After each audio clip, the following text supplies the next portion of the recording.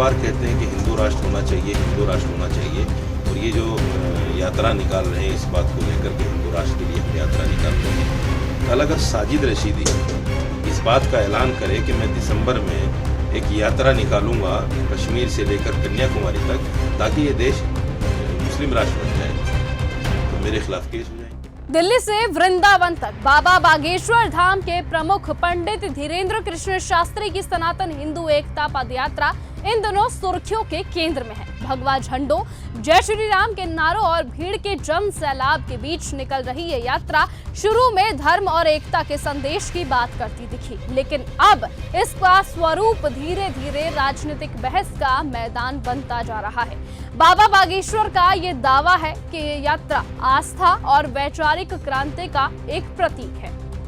इसमें यमुना शुद्धिकरण, गौ माता को राष्ट्र माता घोषित करने और भारत को हिंदू राष्ट्र बनाने जैसे संकल्प भी शामिल है। लेकिन सवाल ये उठ रहा है कि क्या ये यात्रा सचमुच धार्मिक है या फिर किसी धर्म के नाम पर राजनीति की नई पटकथा इस यात्रा में लिखी जा रही है। लेकिन अब इसी बीच एक और दिलचस्प मोड़ सामने आया जब ऑल इंडिया इमाम एसोसिएशन के अध्यक्ष मौलाना साजिद रशीदी ने इस यात्रा पर तीखा प्रहार किया। उन्होंने कहा कि ऐसी यात्राओं का धर्म से कोई लेना देना नहीं है, ये केवल सोशल मीडिया की सुर्खियां बटोरने के लिए है, सोशल मीडिया की चमक और राजनीतिक लाभ के लिए आयोजित की गई यात्रा है। रशीदी का ये बयान अब काफी ज्यादा वायरल हुआ है। रशीदी का बयान बेहद कड़ा है। उन्होंने साफ कहा कि अगर मैं मुस्लिम राष्ट्र की मांग को लेकर यात्रा निकालूं तो मुझ पर मुकदमे दर्ज हो जाएंगे, लेकिन जब कोई कथावाचक हिंदू राष्ट्र की बात करता है तो उसे धार्मिक कहा जाता है। जिस तरह से रशीदी ने अपनी भाषा का इस्तेमाल किया वो बाबा बागेश्वर के विरोध में नजर आए।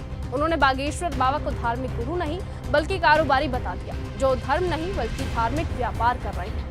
मौलाना यहीं पर नहीं रुकते। उन्होंने ये भी कहा कि जो व्यक्ति महिलाओं पर विवादित बयान देता हो, जो धर्म के नाम पर समाज में विभाजन फैलाता हो, उसे धार्मिक नहीं कहा जाता। ऐसे में अब आपको बताएं कि रशीदी के समर्थन में कुछ लोग हैं तो कुछ लोग बाबा बागेश्वर के समर्थन में हैं। उन्होंने व्यंग भी कसा। जी हाँ, उन्होंने बागेश्वर बाबा के खिलाफ व्यंग कसते हुए कह दिया कि बाबा की यात्रा में 300 नहीं मुश्किल से 30 लोग होंगे और जो मुस्लिम इसमें शामिल है वो भी राष्ट्रीय मुस्लिम मंच से जुड़े हुए हैं, जिनका धर्म से कोई वास्ता नहीं है।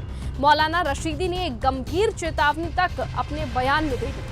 उन्होंने कहा कि अगर हिंदू राष्ट्र की मांग इसी तरह जारी रही तो मुसलमानों को भी मजबूरन मुस्लिम राष्ट्र की बात करनी पड़ेगी। यानी कि उन्होंने इशारों ही इशारों में मुस्लिम राष्ट्र बनाने की बात भी कही। साथ ही उन्होंने एक चेतावनी दी कि जो लोग भारत को हिंदू राष्ट्र बनाना चाहते हैं उन्हें नेपाल और श्रीलंका का हाल देखना चाहिए, वरना वही अंजाम यहाँ पर भी होगा।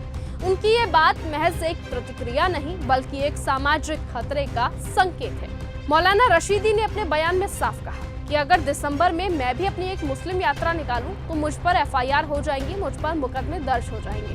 उन्होंने साफ कहा कि सरकार को ऐसी यात्राओं पर नियंत्रण रखना चाहिए, क्योंकि जब एक धर्म के नाम पर सैकड़ों लोग उमड़ते हैं, सड़कें भरी जाएंगी तो दूसरे धर्म के लोग भी वही करने की कोशिश करेंगे और तब देश की सामाजिक एकता खतरे में पड़ जाएगी। बागेश्वर बाबा की ये यात्रा 7 नवंबर को दिल्ली के इंद्रप्रस्थ से शुरू हुई थी और साथ ही 16 नवंबर को मथुरा वृंदावन ये यात्रा पहुंची थी। इसी बीच ये दिल्ली, हरियाणा और उत्तर प्रदेश के सैकड़ों इलाकों से होकर गुजरी। बाबा बागेश्वर का ये दावा है कि इस यात्रा में करीबन 2 लाख से ज्यादा लोग शामिल होंगे। तो वहीं इस यात्रा के लिए ये बातें भी सामने आई है कि इस यात्रा में बॉलीवुड एक्टर्स से लेकर क्रिकेटर्स तक भी शामिल होंगे। करीबन 5 करोड़ लोगों को संदेश पहुंचाने के लिए ये यात्रा निकाली गई है। लेकिन सवाल बड़ा है कि क्या ये यात्रा वास्तव में सनातन एकता और पर्यावरण की चिंता को लेकर है या फिर ये हिंदू राष्ट्र की राजनीति को जन समर्थन देने की नई रणनीति है।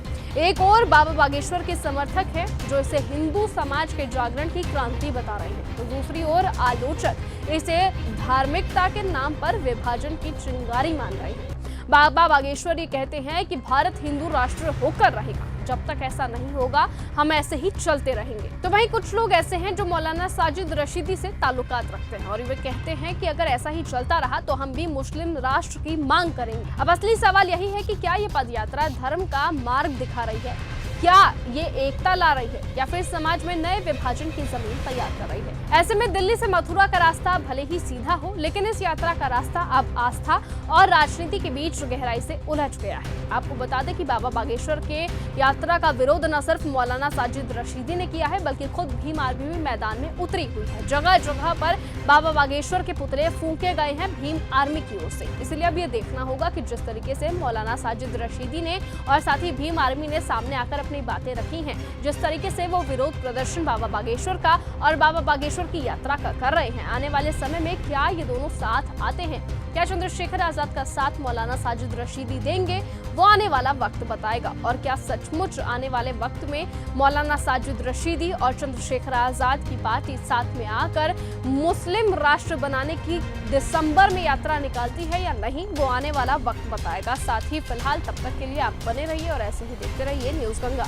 और साथ ही ये जरूर बताइए कि आप किसके पक्ष में हैं, मौलाना साजिद रशीदी और भीम आर्मी के या फिर बाबा बागेश्वर के।